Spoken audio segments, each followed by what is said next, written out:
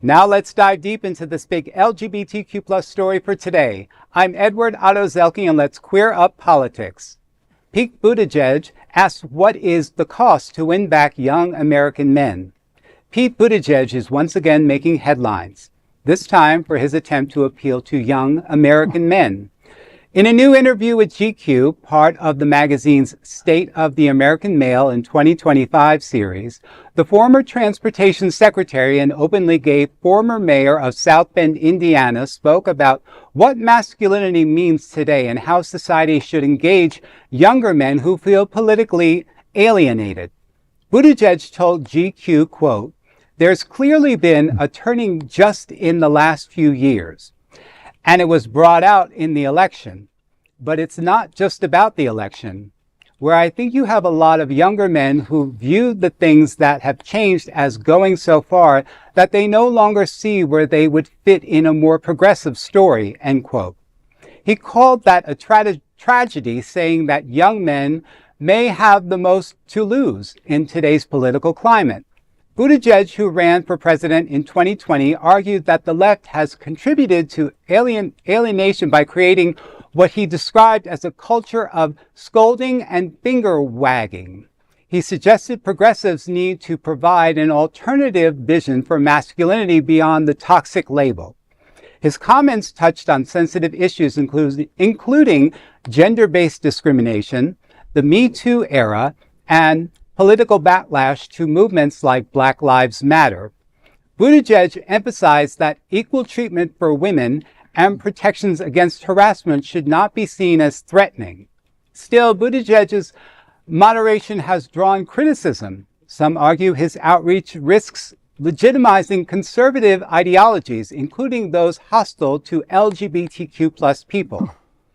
As speculation grows about a 2028 presidential run, Buttigieg continues to walk a fine line between courting young men and mainly credibly with his own party's base.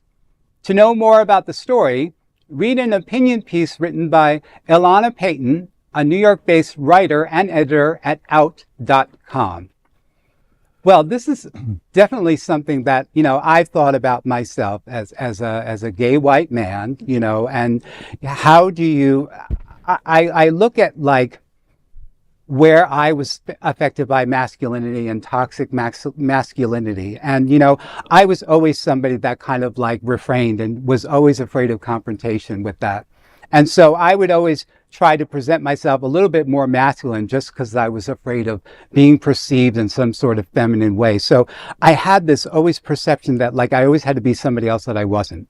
And so I think what Pete is trying to do is he's trying to reach them at a young, vulnerable age, maybe at some point, and just trying to maybe change the narrative a little bit. It is a little bit, it is a little bit back and forth. I think, you can, there's good points and there's bad points, but I think he's just trying to find a common ground in all of it. Yeah. Well, you were code switching just to protect yourself, right? Basically, you know what I mean? I think we need a new vision of what masculinity looks like, right? A masculine man that can cry, that can be sensitive, right? But he can also go play rugby, and we don't have that.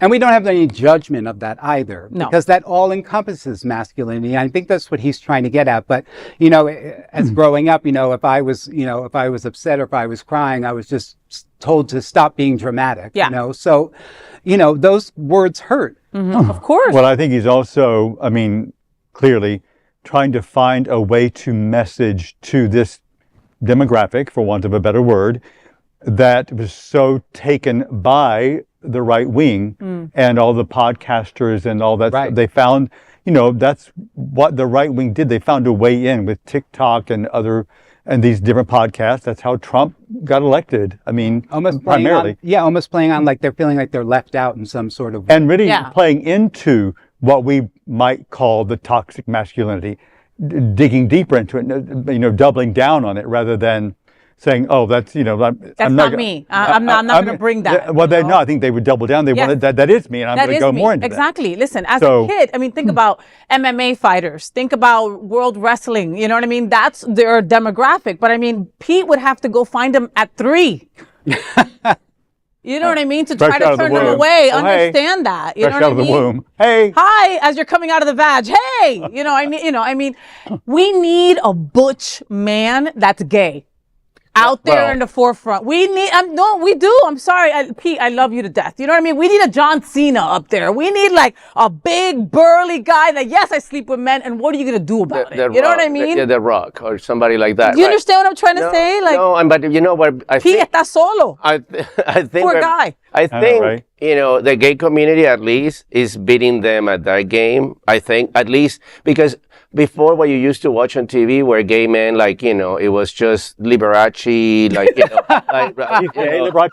kind of, and even though he was a gay publicly, Paul Lynn, Richard Simmons and all these people that, they were great, but they were the laughing stock for the straight community. Now we can be drag queens, very popular on TV, and then butch, look at Jonathan military. Jonathan Bailey, for example. People that are, very out, but also, the stereotype of the straight man, the hot straight man. So they don't know what to do with that. Yeah. Because before they can label us a certain, we get given that, label. Now you can. That's a really good point. So, Yeah, because there's too many people also in the closet because of the current climate that we're in. Mm-hmm. And people and those big burly men that are never going to come out because they see the state of the world right now and they're like, I'm good. Right. Or women, see these gay men out on the streets and they're so hot and so masculine, they don't know what to do with this. Yeah. So there is a lot of that. So, but the Republicans are good at branding, and branding wokeism and, these kind of things. Even though they're the ones crashing grinding. Right. 100%. Like these are people that like made DEI a bad thing and they don't even know what the acronym means. I have no idea. Exactly. Wow. Okay, well, that is the big LGBTQ story for today. There is no other queer nonprofit media platform like this in the entire world. Support our LGBTQ stories by subscribing and sharing Queer News Tonight.